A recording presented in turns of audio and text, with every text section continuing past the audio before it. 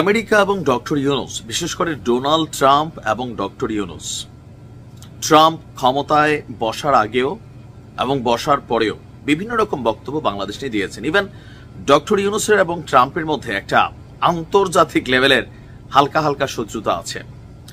তো অনেকেই বা আওয়ামী লীগও খুশি হয়েছিল যে ট্রাম্প ক্ষমতায় আসার পর ডক্টর ইউনুসের কপাল পড়বে, কিন্তু আসলে বিষয়টা তা হয় নাই।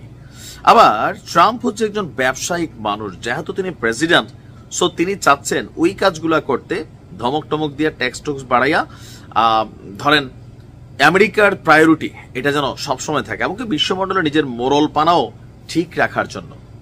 আমরা কেন কথা বলছি যে আমাদের ভিডিওর ক্যাপশন আমরা দিয়েছি যে ডক্টর ইউনুসকে দিয়ে বা অন্তর্বর্তী সরকারকে দিয়ে আমেরিকা যে কাজটা করিয়ে নিতে চায় সেটা আদৌ কতটুকু সঠিক হবে। আমি আর আগের ভিডিওতে বলেছি যে একটি মানবিক করিডোর এটা কিন্তু খারাপ জিনিস না, বাট বাস্তবিক প্রেক্ষাপটে আমাদের সামরিক সক্ষমতা, অর্থনৈতিক সক্ষমতা, তারপর হচ্ছে বিভিন্ন ধরনের অ্যাক্টিভিটিস যদি আমরা ফিল করি, ট্রাই করি, বা যেই ওয়েতে করিডোরটা দেওয়ার জন্য বলা হচ্ছে, মিয়ানমারের বর্তমান পরিস্থিতি, আরাকান আর্মি, সামরিক জান্তা, একে অন্যের সাথে লাগালাগি, বাংলাদেশের টেকনাফ থেকে বিভিন্ন সময় কয়েকদিন পরে পরে আরাকান আর্মি আমাদের জেলেদেরকে ধরে নিয়ে যায়।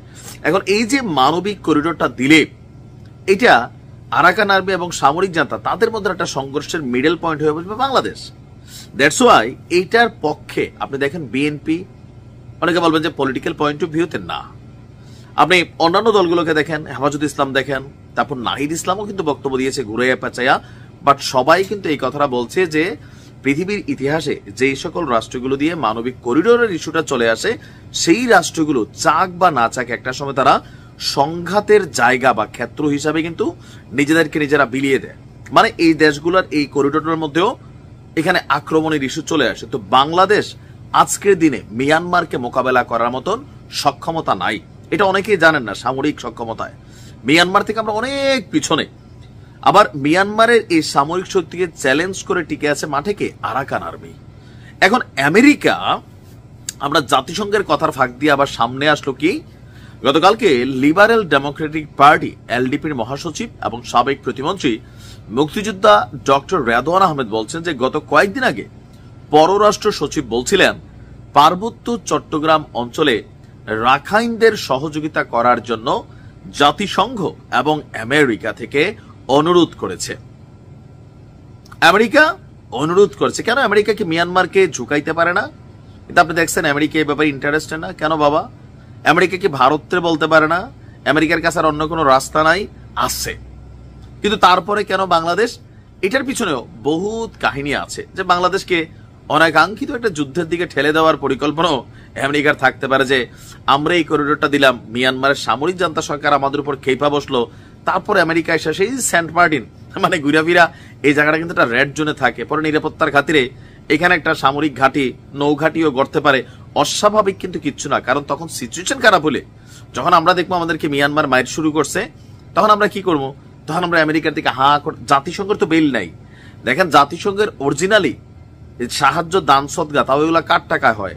বিদেশি ধনী রাষ্ট্র মানে আমেরিকা, ইউরোপ, তাদের টাকায় হয়। সো জাতিসংঘের কোন সিদ্ধান্ত মানে হচ্ছে এটা আমেরিকা হ্যাঁ না বলে এটা কখনই হয় না। আপনি প্যালেস্টাইনই দেখেন, আপনি ওইখানে কোন রকম সহযোগিতা পাঠাইতে পারতেছে না কেন? আমেরিকার হ্যাঁ নাই, আমেরিকা এটা কাটতেছে টেকনিক্যালি। সো এই ক্ষেত্রে আমেরিকা চাচ্ছে যে এই সরকার ক্ষমতায় থাকতে থাকতে একটা মানবিক করিডোর তৈরি করে ফেলতে।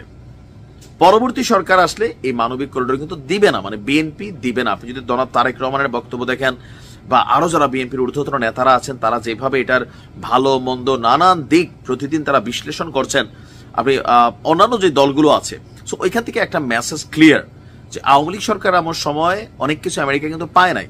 আবার এখন ডক্টর ইউনূস সরকারের পরবর্তী যে গণতান্ত্রিক সরকার আসবে, রাজনৈতিক সরকার আসবে, সেখানেও কিন্তু এটা নিয়ে একটা নানান ঝক্কি ঝামেলা বাঁধবে।